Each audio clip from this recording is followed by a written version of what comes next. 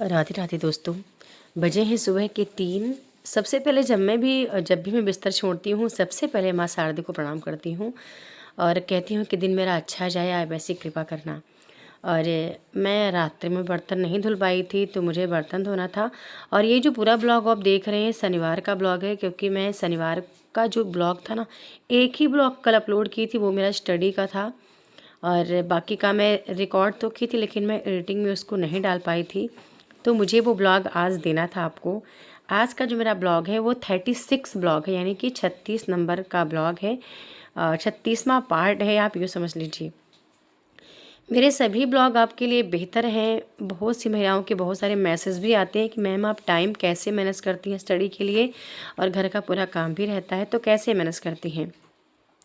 इसके लिए मैं दो ही जवाब आपको देना चाहूँगी।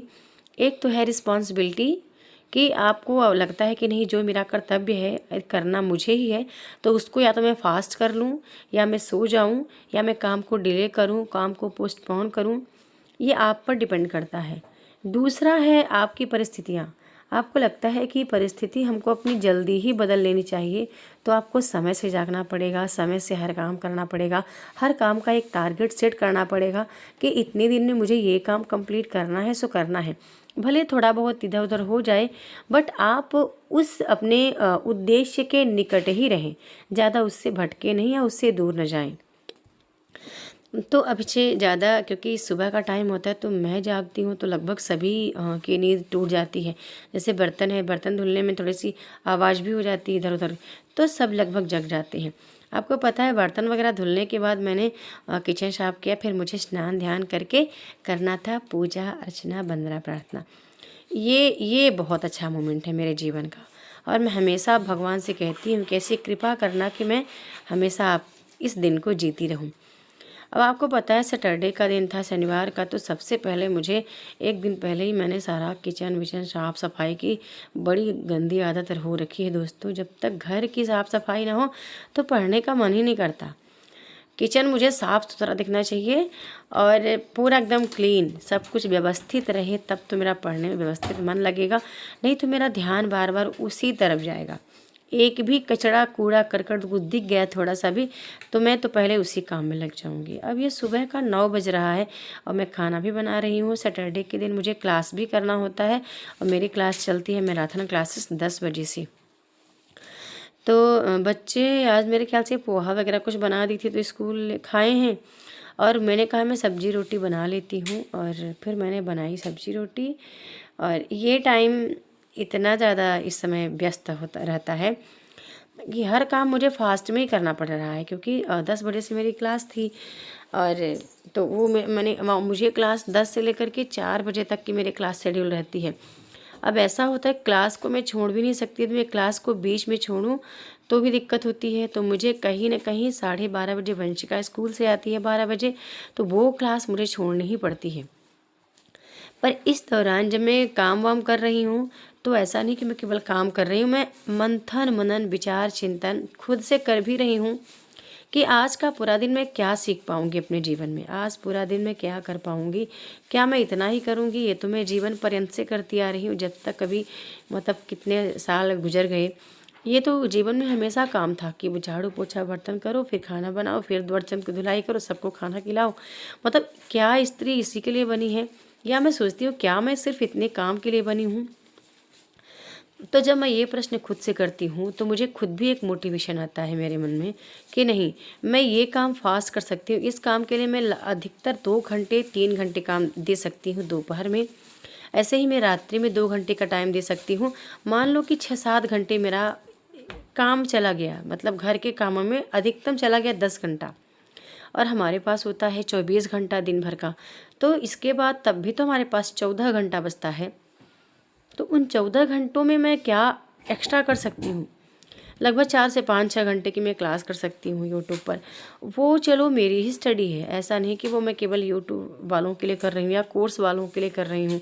नहीं, कोर्स वाले तो प्रॉपर देख ही रहे हैं जो सीरियस हैं, लेकिन जो स्टडी मेरी खुद की है, क्योंकि इस समय मुझे लग रहा है कि कभी कभी ऐसा दिन आता है जहाँ आपको खुद को प्राथमिकता देना पड़ता है। आप घर में भी देखेंगे ना, आप जब खुद की वैल्यू लोगों को नहीं दिखाएंगे तो आप उतने तक ही रह जाएंगे जो वर्क आप डेली कर रहे हैं। तो जो खुद को दिखाना होता है, खुद की वैल्यू पहले खुद को दिखाओ, तब तो लोगों को समझ में आएगा कि आपके अंदर कुछ टैलेंट है। तो यही काम मैंने भी किया। मैं सारा घर का काम वाम हमेशा से करती तो रही हूँ, लेकिन मैंने खुद को वक्त दिया है, हमेशा दिया है। और ये अक्सर मेरे घर कोई न कोई यदि आता है तो उनका टैलेंट मैं परखती हूँ, देखती भी हूँ, उनसे सीखती भी हूँ। और आपको पता है घर में स्टडी वाला माहौल है ही, तो हर कोई अपनी स्टडी की प्रदर्शन प्रियता दिखाई जाता है।